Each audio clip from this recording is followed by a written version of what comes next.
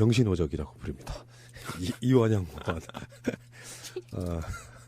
근데 이 사람이 지금 국조 특위 간사예요. 새누리당 간사라고. 그러면서도 위증교사 혐의까지 받고 있어. 사실 특검 수사 대상입니다. 가장 부도덕한 정치인 그 이미지가 지금 생겼을 정도로 범국민적인 공적인 바로 이완영인데 뜬금없이 국회 일정으로 유럽을 간다는 거예요. 국조가 끝나지도 않았는데.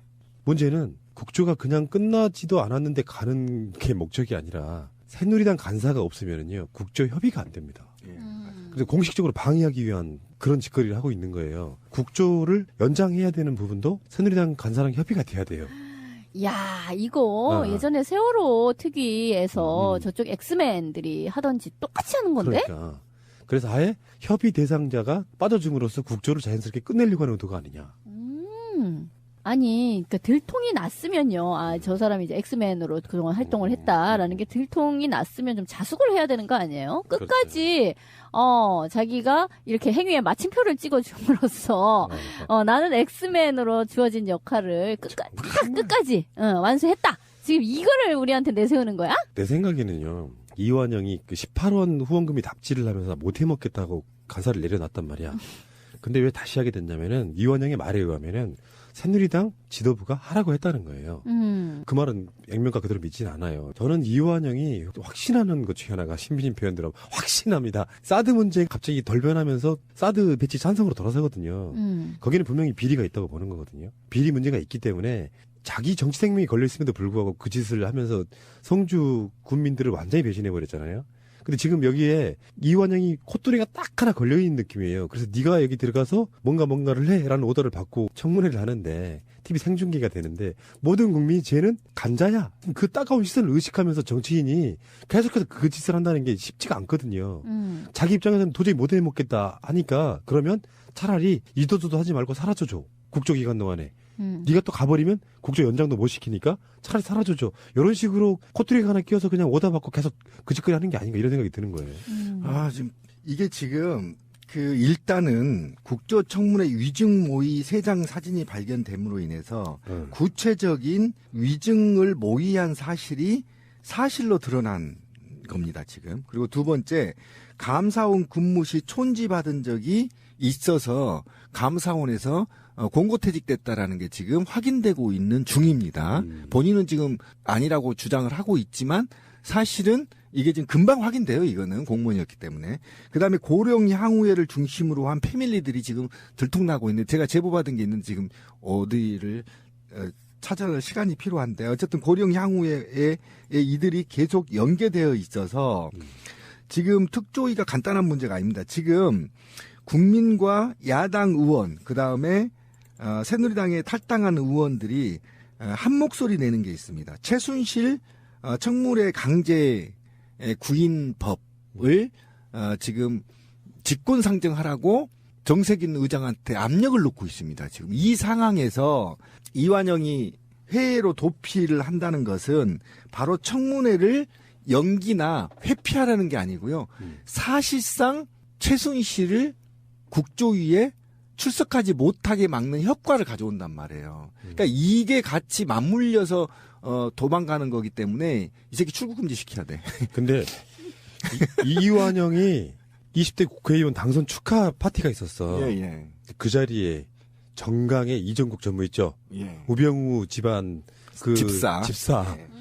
그 사람이 그 자리에 있었다는 거야. 예. 사진이 공개됐어요. 최근에. 그러면은 이번 국조를 하려고 하는데 새누리당 쪽에서 누군가에 의해서 이완영이 제대로 된 미션을 갖고 국조에 투입됐다는 게 사실인 거잖아요. 거의 다 나온 거지. 3명이 투입됐다라고 보는 거죠. 3명이 지금.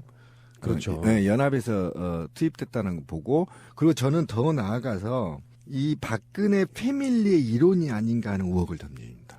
왜 그러냐면 박근혜 패밀리의 이론들이 고령 향후회를 중심으로 사실은 뭉쳐있기 때문에 이게 혈연과 지연으로 얽혀있는 곳이거든요.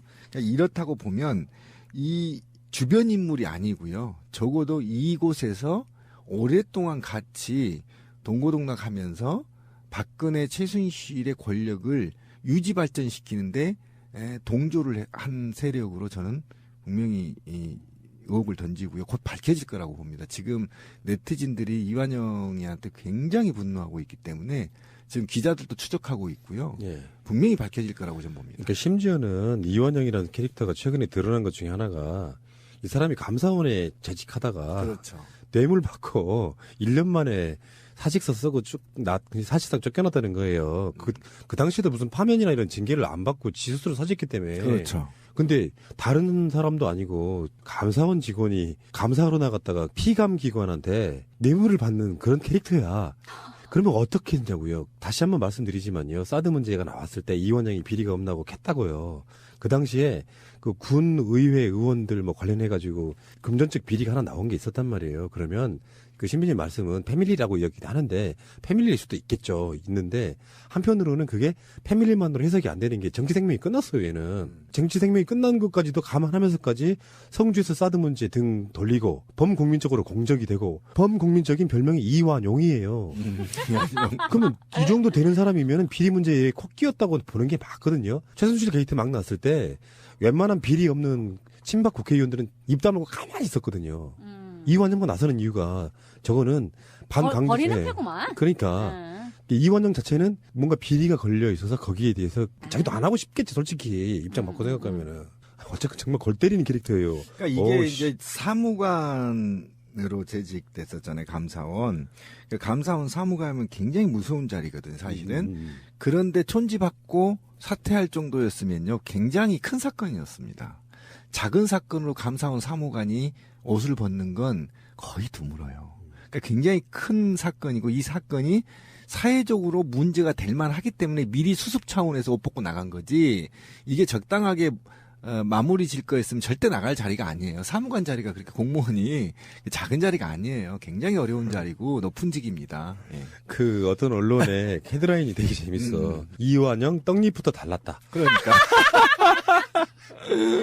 특검이 정말 현직 국회의원 수사하는 데는 약간 부담이 있을 수 있겠는데 그것도 국조를 하고 있는 쪽에 협업 대상인데 이 사람 수사해야 되는 거잖아요. 사실은. 그렇죠. 위증교사 부분만 갖고도 수사를 해야 돼.